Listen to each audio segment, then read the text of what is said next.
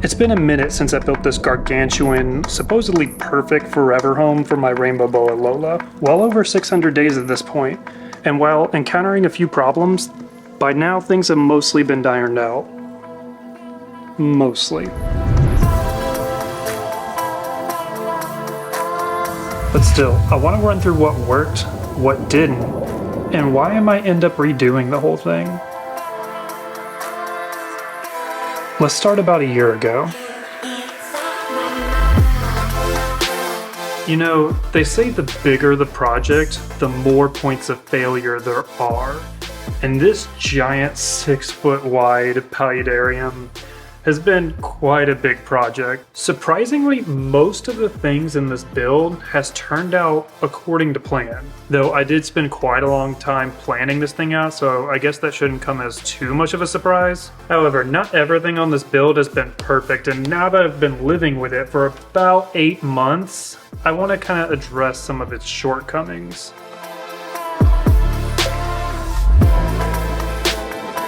First, there's the plants. And honestly, most of them have been doing great.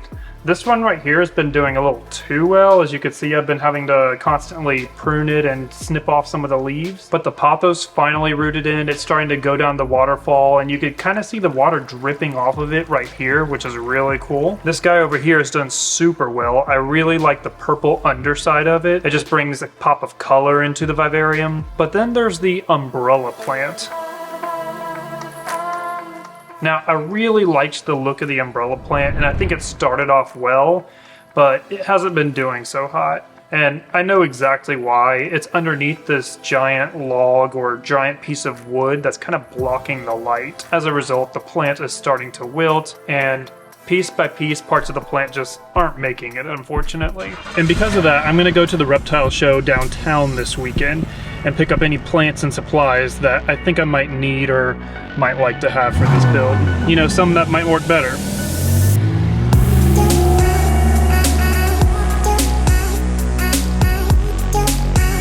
And I am here. Let's see if I find anything.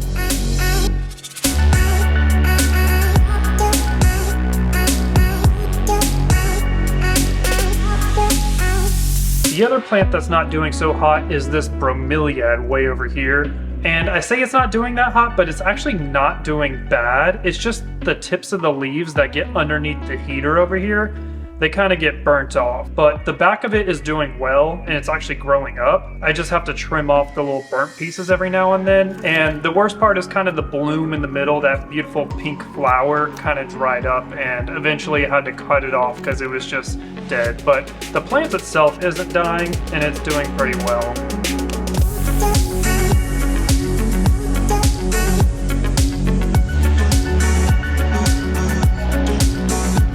I think I found some plants I like, some low light ones. This fern should work out pretty well, but I'm gonna keep looking for some other stuff.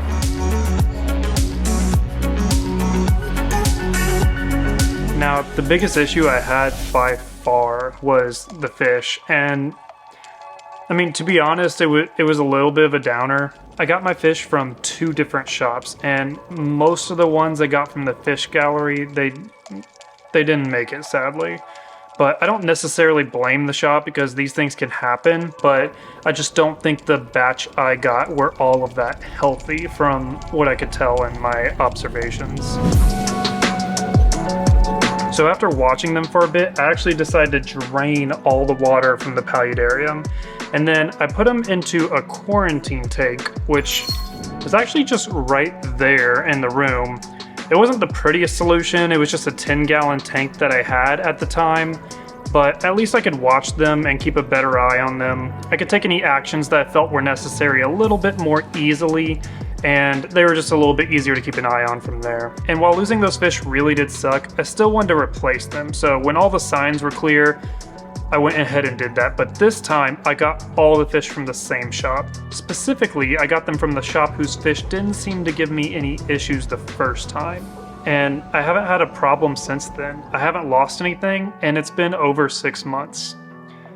Disregard the timing of when the fish video was posted.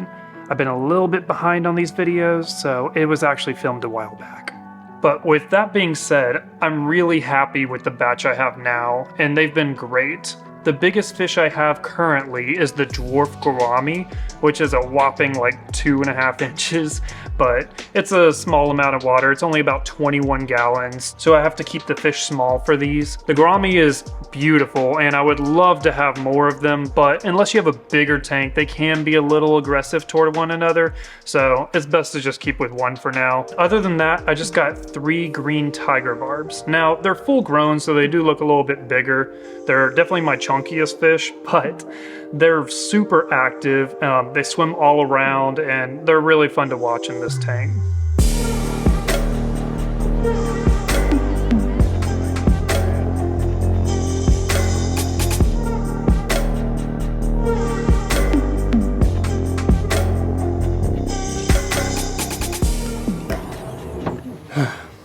I'm back and I'm tired, but I think I found the solutions that I needed.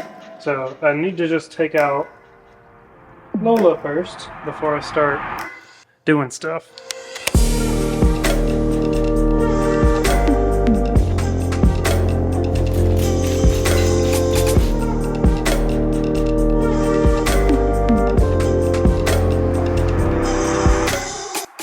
So for the plants to take the place of the umbrella, I got a fern.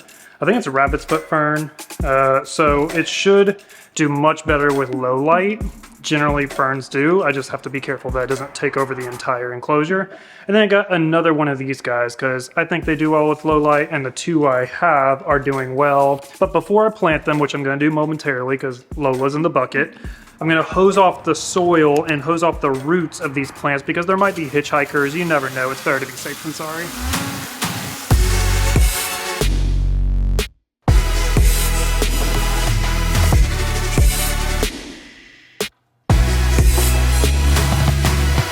Okay, I'm going to soak some sphagnum moss, but first I want to add some prime to the water because, you know, chlorine and whatnot. It's kind of just like a brick form, but once I throw it in the water, it'll soak it up and expand, and then I can mix it in with the substrate, which will help with humidity, and it'll also help give some snacks for the isopods. But speaking of isopods, I also want to update my leaf litter. Now I'm going to add some of these botanicals here because everybody loves botanicals. I think they just look super cool. They help it more look like the forest floor, but also your isopods and cleanup crew, they love them, so win-win. The leaf litter I ended up getting was this bag of magnolia leaves, which kind of matched what I already had in there, but I just really like the look of them. They're big leaves, so they look a little bit tropical.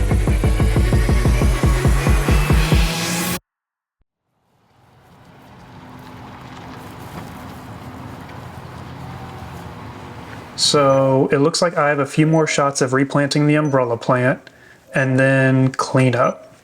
So I say we close this and then jump ahead a few months to where I added a plant called baby tears. Well, I'm at another convention and I need to pick up some baby tears.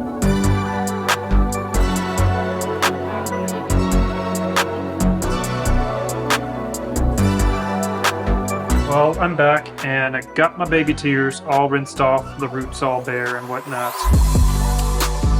Now, from my understanding, baby tears need a lot of humidity, and as this is a Brazilian Rainbow Boa's enclosure, that's really not a problem at all. There's a lot of humidity in there, but the part I am a little concerned about is that apparently they need to have drained soil of moisture between waterings, and this soil can stay kind of damp all the time. It does have a drainage layer, but there is constant mistings going on, so I did try several different spots in the enclosure just to kind of see where it's going to take off best. Hopefully they all work, but you know, if it doesn't work everywhere, at least I have it spread out a bit.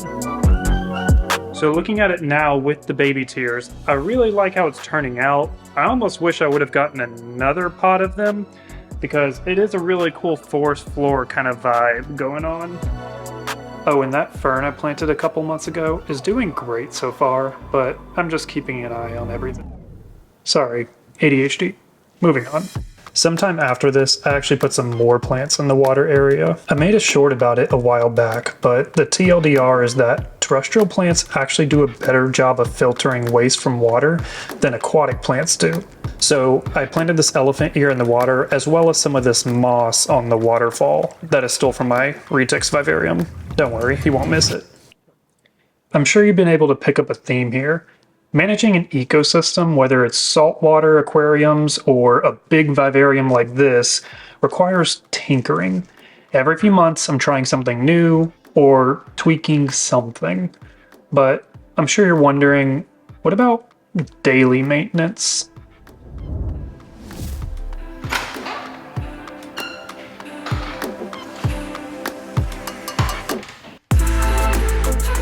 Honestly, it's not much. One of the biggest parts of aquarium or vivarium keeping is having a constant supply of either distilled or reverse osmosis water, which is basically water in its purest form. But anyway, this is a distiller. It makes a gallon of distilled water at a time. I just spray out the minerals left at the bottom from the last usage, fill it up with tap water, plug it in, and then wait a few hours. I just picked it up from Amazon. I'll leave the link below if you want one. But the alternative is picking up a few jugs from the grocery store for about $1 each, or even having those giant blue 5-gallon jugs delivered to you on a subscription if you're really hardcore. Which, honestly, as I go deeper down this rabbit hole of enclosure builds, I might actually switch to. I use this water to replace any that's evaporated, and on a bigger scale, to fill up all the misters that keep the plants watered and the vivarium humid.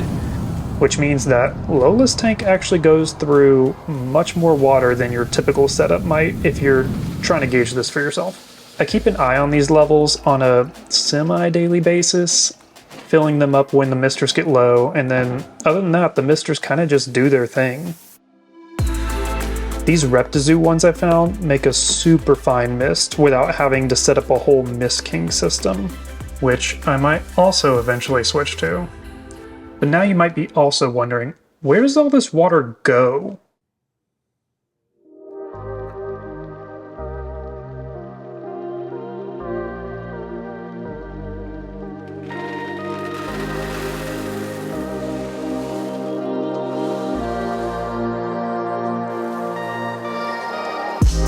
For most vivariums, daily misting won't be anything to worry about. The excess water goes into the drainage layer beneath the substrate. Now listen to me. Always include a drainage layer. Always. Now this high humidity enclosure gets more mistings than typical, and I always design some sort of way to get the excess water out in all my builds. Since I painted the bottom and sides of this one, I made sure to leave a little window hidden toward the back where you can see the PVC pipe I placed there. Inside this pipe that I foamed into the background, so it's completely hidden, I have an airline tube that goes all the way to the bottom, and I literally just siphon all the water out. This is the part I hate about this process, and I need to find a solution, because nasty water be nasty.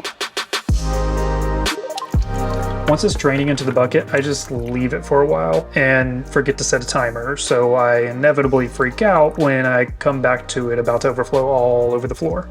But, you know, it happens, right?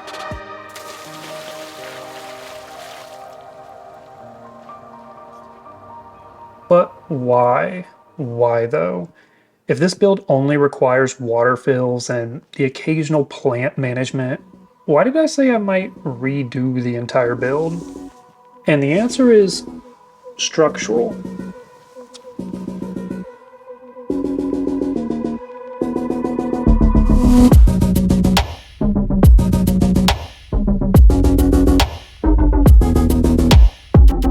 See, as great as this enclosure is, I didn't have many options for the size I wanted while still keeping things watertight, at least without going a custom route. During the first year of the build, I had several leaks. They were all over the floor. It was very stressful. And the most annoying part of this was that I resealed this and then I water tested it and it didn't leak for over a month after setup. But after panicking and trying a few things, I found this sealant from The Pond Guy. I'll link below. Works underwater, safe with fish. It did the trick. I realized this girl needs way more moisture than the average inhabitant that would be housed in here, and more moisture, more problems. I know, same story, ongoing theme here. But if I were to go with this enclosure again, the other place I would seal next time is between the glass on the back panels. I never would have thought of it, but if humidity builds up behind the enclosure where the background is or where the waterfall is, water slowly drips from those seams, and I hope future models of this enclosure include like some sort of gasket or something. That could probably go a long way. Then to wrap up my watery woes, any water dripping from the plants or the misters that ends up on that front glass will go down and like get in the front glass tracks for the doors. And then they'll drip out of these locks, like in the front that lock the door, and leave behind like a calcium trail. And I have to like scrape this off with a razor blade, and it's just not fun. The last thing I'm not a fan of is much less of a problem, but that is all the weight of the lights and the equipment and everything on top of it weighs on the glass doors, which makes the glass doors a struggle to like open and close. They don't just easily slide on the tracks, which is kind of annoying. However, if you're interested in building a bioactive setup like this with a big old water feature, please don't let any of this deter you. I know it's been a lot of doom and gloom, but the joys of this build have far outweighed the annoyances. And if you go through what seems like an absurd amount of water sealing and testing, you'll be good. You'll be fine. You know, you'll be fine.